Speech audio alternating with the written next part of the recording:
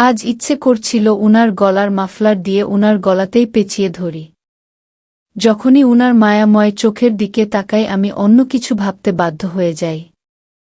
অমনি উনি আমাকে উনার আসল রূপ দেখিয়ে দেন। একে তো মেজাজ খারাপ এই লোকের জন্যে, তার উপর ট্রাফিকের মাঝে গাড়ির হর্নের শব্দে আমার মাথা চলে যাচ্ছে। আমি মাথায় হাত দিয়ে তাকিয়ে আছি গাড়ির জানালা দিয়ে। চারপাশে টেম্পু, বাস, মোটর সাইকেল, কার সবই দেখা যাচ্ছে। আমার পাশের চেয়ে একটু দূরে একটা মোটর সাইকেল দেখে আমার খুব পরিচিত মনে হল। পরক্ষণে আমি গাড়ির জানালা খুলতে গিয়ে বাধার সম্মুখীন হলাম। আমি ঝুমুর উদ্দেশ্যে বললাম, এই ভাই, তোদের এই দামি গাড়ির জানালা নামছে না কেন? কি জানি, দেখি আমি চেষ্টা করছি। ঝুমুর এমন কথায় আমাদের মাঝে নাক গলালেন সাদিফ ভাই। এই ভরা ট্রাফিকের মাঝে জানালা খোলার কি দরকার? যতসব আজাইরা কাজ। আজীব তো। আমি আপনার সাথে কোনো কথা বলেছি? আমার দরকার আছে জানালা খোলার, তাই আমি জানালা খুলতে চাই।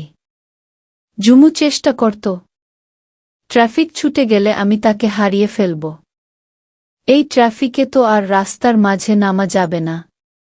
তাছাড়া গাড়ির দরজায় তো খুলবে না, যেইভাবে দাঁড়িয়ে আছে সব গাড়ি পাশাপাশি। আমি বেশ রাগ দেখিয়ে বললাম, মকাকে দেখা লাগবে তোর এই মুহূর্তে?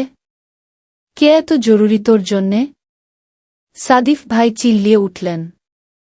উনার এই চিল্লানো শুনেই তো আমার মুখ বন্ধ হয়ে যায়। এইবারও একই অবস্থা।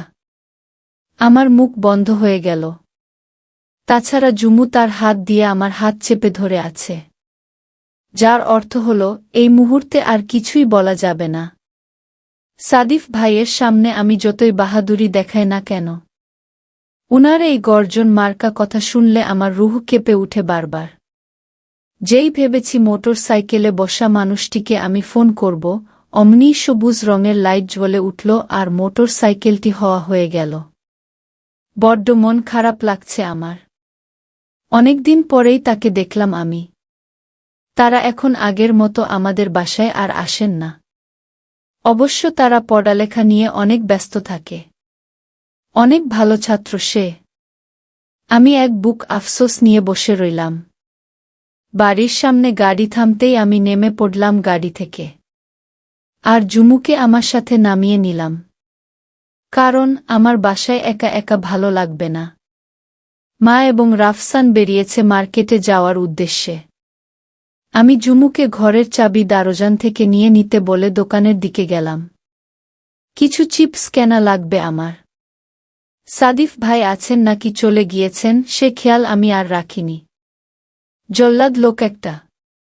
আমি বিল্ডিংয়ের পাশে থাকা দোকান থেকে চিপস আর কিছু চকলেট নিয়ে নিলাম। যদিও আমি কোমল পানীয় নিতে চেয়েছি, পরে গলার কথা ভেবে আমি সেদিকে আর আগাইনি। দোকানের টাকা চুকিয়ে আমি বিল্ডিংয়ের ভেতর প্রবেশ করলাম। পার্কিংয়ে সাদিফ ভাইয়ের গাড়ি বিদ্যমান। আজীব, মা নেই বাসায়। উনি কি করবেন এখানে? তার উপর আমাকে উনি আজ তার সাথে দেখা করতে দিলেন না। কতদিন পর দেখেছিলাম তাকে। যদিও আমাদের সোশ্যাল মিডিয়ায় কথা হয়, তারপরেও সামনাসামনি দেখার আলাদা একটা অনুভূতি থাকে। সাদিফ ভাইয়ের বডিগার্ডদের গাড়ি আমি দেখলাম না নিচে। একতলা অতিক্রম করতেই আমাকে কেউ দেওয়ালের সাথে চেপে ধরলেন। আতঙ্কে আমার জ্ঞান হারানোর উপক্রম হল। কিন্তু আমার সামনে সাদিফ ভাইকে দেখে আমার ভয়ের ভাব একটু কমল। সাদিফ ভাই আমার দিকে রাগী চোখে তাকিয়ে আছেন আর শক্ত করে আমার বাহু চেপে ধরলেন। সাদিফ ভাই রেগে একেবারে ফোঁস ফোঁস করে শব্দ করছেন।